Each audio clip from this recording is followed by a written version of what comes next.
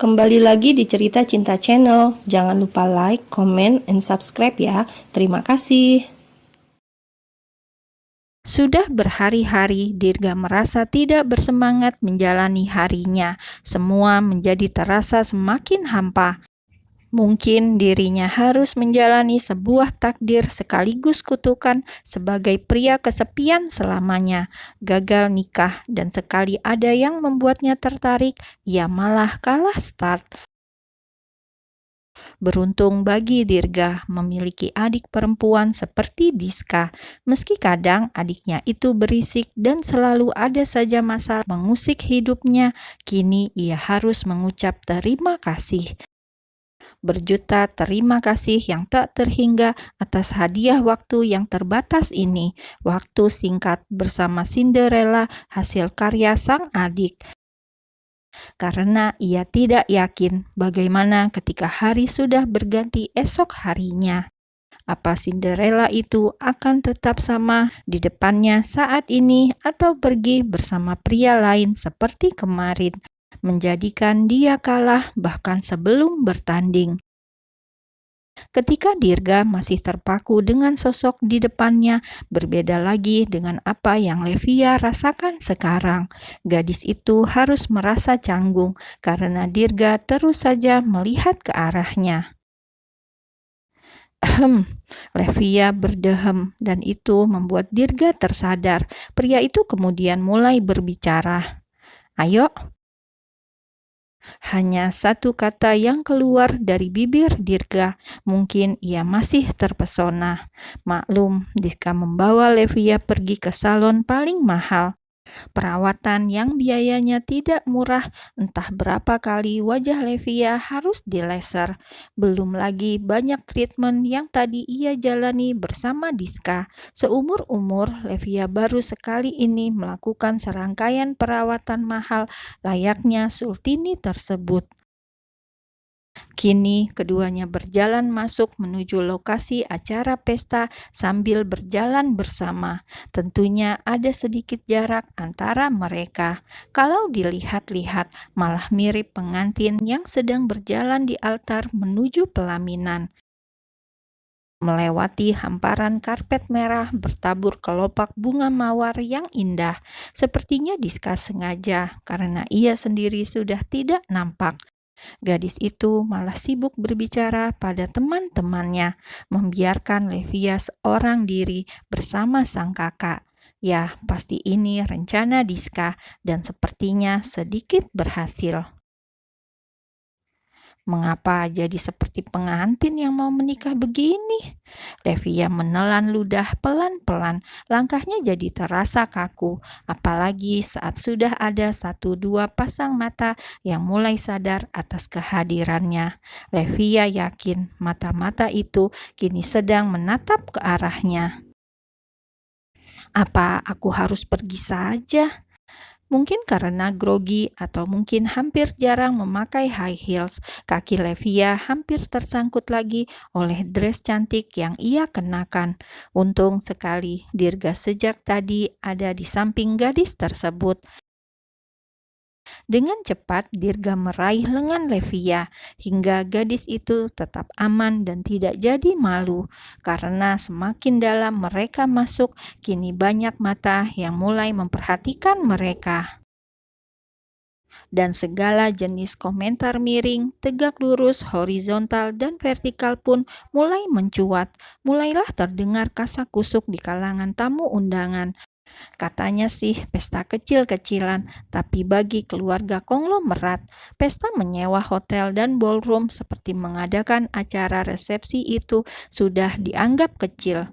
Kalau besar, itu diadakan di atas kapal pesiar sambil menyeberangi samudera.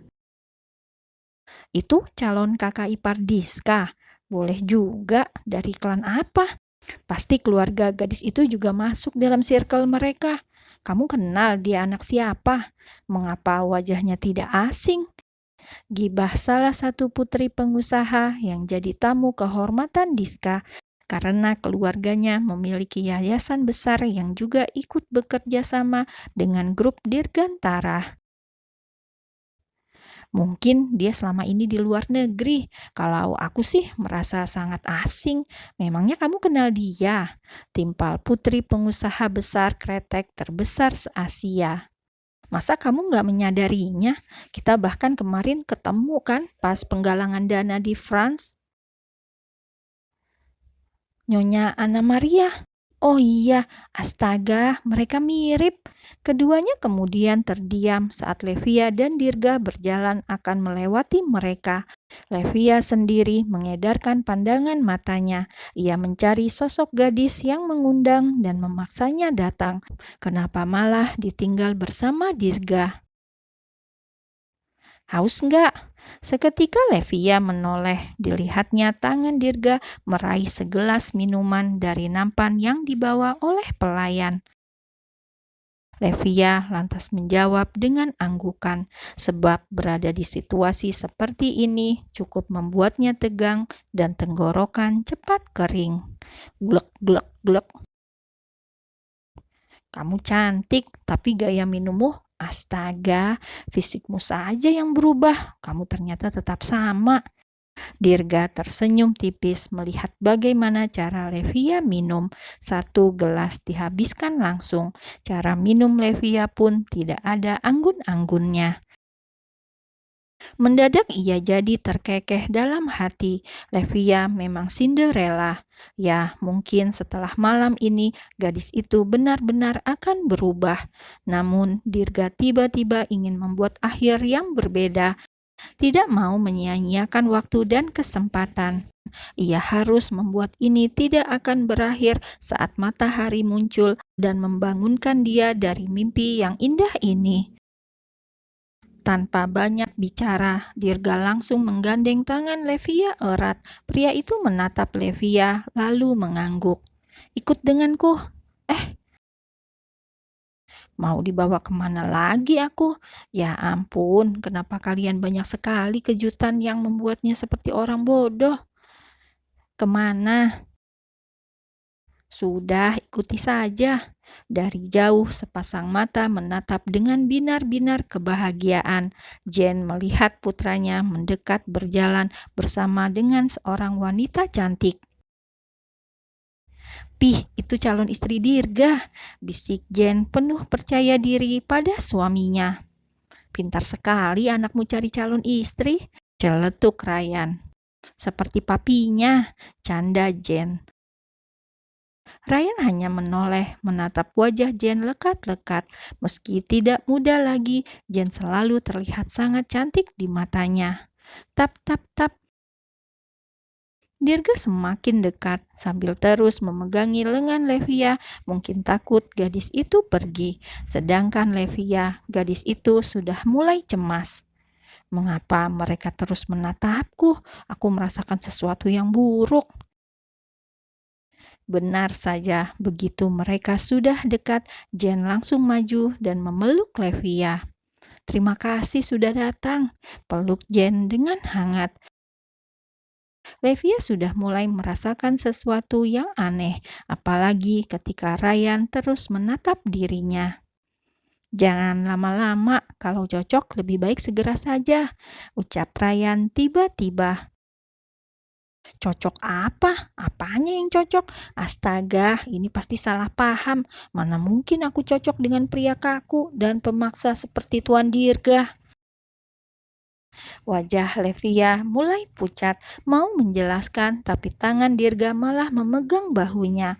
Gerakan pria itu seolah sedang memeluk dari samping. Ini jelas menambah kesalahpahaman di antara mereka semua. Itu, Levia bingung mau bicara apa.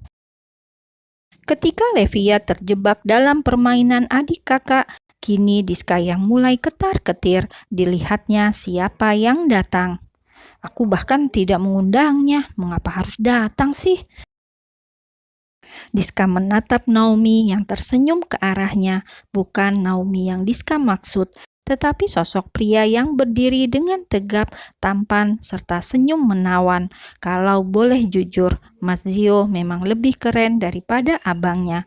Tapi tetap saja dia berdiri di pihak Dirga karena mereka berasal dari kapal yang sama.